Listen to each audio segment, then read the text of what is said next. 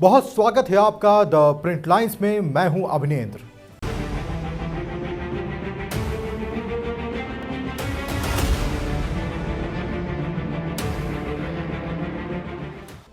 राजनीति और सत्ता। कहा जाता है कि नेता सत्ता पाने के लिए राजनीति में हर तरह के दांव पेंच इस्तेमाल करके एक रणनीति बनाता है, चाहे वो जनता को अपनी ओर आकर्षित करने की नीति हो या किसी मजबूत नेता को सत्ता की कुर्सी से उतारने की रणनीति हो। राजनीति में अब वो दौर शायद कम होता चला गया जिसमें नेता जनहित के लिए अपने आप को समर्पित कर दे।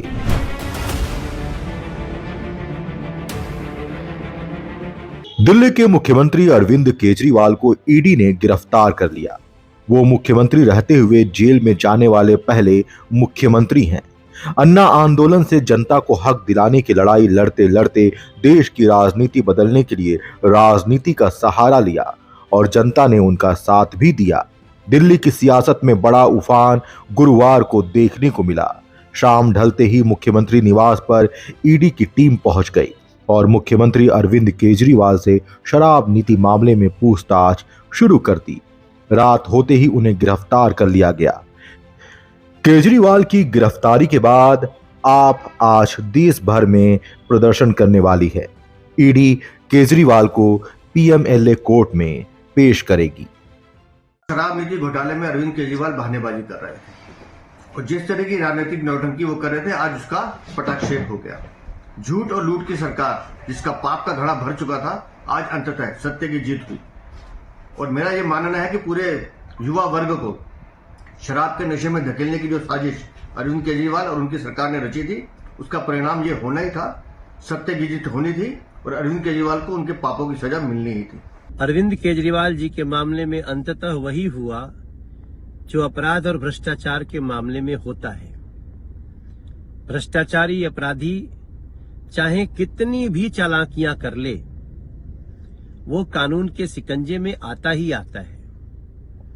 और मैं समझता हूं अरविंद केजरीवाल जी के गिरफ्तारी के बाद ये बात दिल्ली की हर गली से निकल रही है कि दिल्ली के साथ जो धोखा किया अरविंद केजरीवाल जी ने, दिल्ली के साथ जो क्रूर मजाक किया, जो दिल्ली को लूटा अरविंद केजरीवाल ने, भ्रम का जाल फैलाकर सत्ता हथियाया और सत्ता हथियाने के बाद दिल्ली को लूटा, उस अरविंद केजरीवाल को दिल्ली के लोगों की हाय भी लगी है। आज दिल्ली के हर गली में पटाखे फूट रहे हैं। मैं जहां बैठा था, जब पता चला लोगों को, तो लोग तालियां बजा करके स्वागत कर रहे हैं। एक व्यक्ति जो भ्रष्टाचार के खिलाफ लड़ने आए थे, आज भ्रष्टाचार और लूट में अपनी लाख कोशिशों के बावजूद कोर्ट जाना, कोर्ट ने नकार दिया, यहां दौड़ना, वहां दौड़ना, बहाने बनाना, आखिरकार कानून के हाथ लंबे होते हैं और आज उन्होंने अपना काम किया है। आम आदमी पार्टी और अरविंद केजरीवाल ने अपना नारा बना लिया है कि करेंगे जमकर भ्रष्टाचार, बनाएंगे इसको अपना जनसिद्ध अधिकार। कोई कार्रवाई होगी और राहत कोर्ट से नहीं मिलेगी तो भी चिल्लाएंगे अत्याचार अत्याचार और खेलेंगे विक्टिमहुड कार्ड। बुरे काम का तो बुरा ही होगा अंजाम। आपको तो दिल्ली की जनता ने पाठशाला खोलने के लिए जिम्मेदारी दी थी, आपने मधुशाला खोल दी और मधुशाला खोलते खोलते जिस प्रकार से भ्रष्टाचार किया, और जब उस पर कार्रवाई हो रही है और कार्रवाई भी ऐसी जिस पर कोर्ट की मुहर लग रही है। आज कोर्ट ने कहा ना कि कोई राहत आपको नहीं दी जा सकती, कल कोर्ट ने कहा ना 9-9 समन क्यों आप स्किप कर रहे हैं, आपको एजेंसी के सामने पेश होना पड़ेगा, फिर भी आप कहते हैं कि ये विद्वेषपूर्ण कार्रवाई, विक्टिमहुड कार्ड खेलते हैं। बताइए, सुप्रीम कोर्ट ने 338 करोड़ का मनी ट्रेल बताया, परंतु आम आदमी पार्टी कहती है हम कट्टर ईमानदार है, कुछ नहीं मिला। मनीष सिसोदिया को राहत देने से इनकार कर दिया सुप्रीम कोर्ट ने, फिर भी अपने आप को भारत रत्न देने की बात करते हैं और कहते हैं हम सबसे ईमानदार हैं। जिस प्रकार से सत्येंद्र जैन को भी जेल जाना पड़ा, जिस प्रकार से संजय सिंह को हाई कोर्ट ने राहत नहीं दी, विजय नायर को 1 साल से कोर्ट ने राहत नहीं दी, तो क्या कोर्ट भी विद्वेषपूर्ण कार्रवाई कर रही है? और कांग्रेस पार्टी जो आपकी साथी है, 1-2 महीने पहले तक तो वो खुद पोस्टर लगा रही थी कि केजरीवाल भ्रष्ट है, अब तो ये स्पष्ट है कि घोटाला तो हुआ है। तो आज इन सवालों का जवाब देने के बदले कि कैसे आपने 2.5% से 12% कमीशन कर दिया, कैसे आपने होलसेल में प्राइवेट सेक्टर को आने दिया, ब्लैक लिस्टेड कंपनीज को आने दिया, किस प्रकार से जब कोविड का कालखंड था तो हजारों करोड़ रुपए आपने शराब घोटालेबाजों की जेबों में डाल दिए। इसका जवाब देने के बदले आप विक्टिमहुड कार्ड खेलते हैं और देखिए कितना बदल जाता है इंसान। जिन लोगों ने राजनीति में एंट्री लेते वक्त अन्ना हजारे के साथ कहा कि पहले इस्तीफा होगा फिर जांच होगी, हम नेताओं को जेल भेजेंगे जो भ्रष्टाचार करते हैं, आज वो लालू प्रसाद यादव के ऐसे शागिर्द बने हैं कि इस्तीफा तो दूर की बात, जांच में सहयोग नहीं करते और तिहाड़ से सरकार चलाने की बात करते हैं। मुझे लगता है कि इससे ज्यादा पतन नहीं हो सकता किसी राजनीतिक दल का। शराब घोटाले में आम आदमी पार्टी के दो बड़े नेता मनीष सिसोदिया और संजय सिंह पहले ही जेल जा चुके हैं। अब तक किन किन लोगों को इस मामले में गिरफ्तार किया गया है, नई शराब नीति में किस तरह के भ्रष्टाचार के आरोप लगे हैं और इसकी जांच कैसे शुरू हुई, इन्हीं सवालों का जवाब हम आपको यहां देने की कोशिश करेंगे।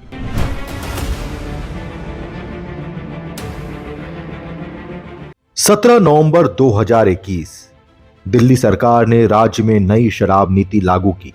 इसके तहत राजधानी में 32 जोन बनाए गए और हर जोन में ज्यादा से ज्यादा 27 दुकानें खुलती थी।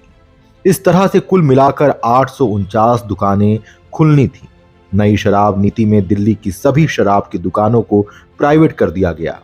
इसके पहले दिल्ली में शराब की 60% दुकानें सरकारी और 40% प्राइवेट थी। नई नीति लागू होने के बाद 100% प्राइवेट हो गई। सरकार ने तर्क दिया था कि इससे 3,500 करोड़ रुपए का फायदा होगा।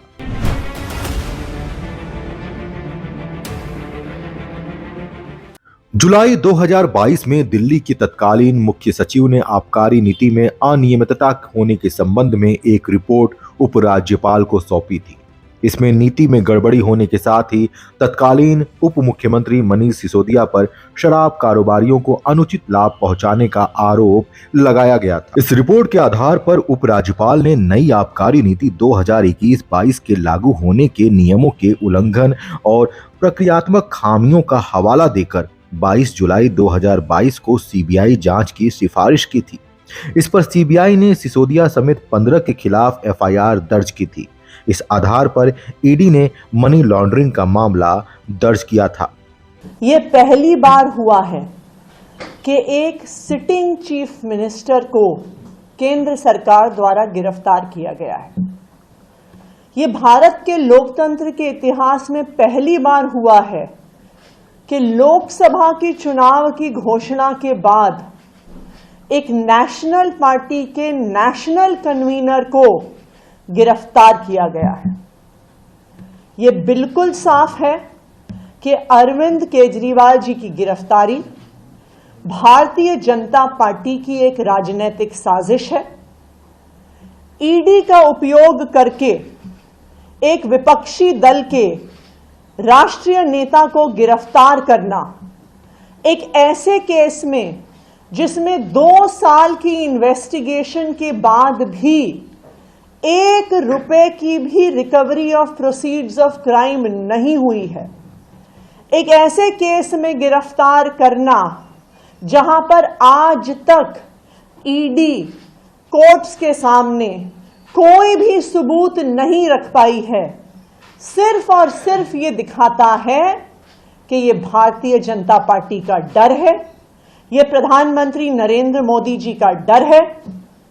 प्रधानमंत्री नरेंद्र मोदी जी को, भारतीय जनता पार्टी को ये लगता है कि अगर देश में कोई एक नेता है जो उन्हें चैलेंज कर सकता है तो उस नेता का नाम अरविंद केजरीवाल है।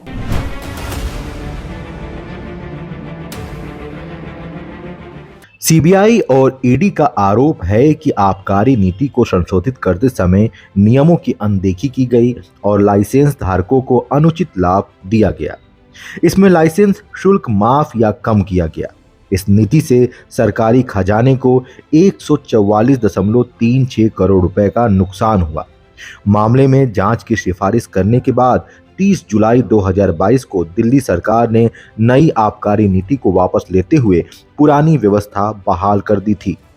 आबकारी विभाग के प्रमुख रहते हुए मनीष सिसोदिया ने मार्च 2021 में नई आबकारी नीति का ऐलान किया था। 17 नवंबर 2021 को इसे लागू किया गया था।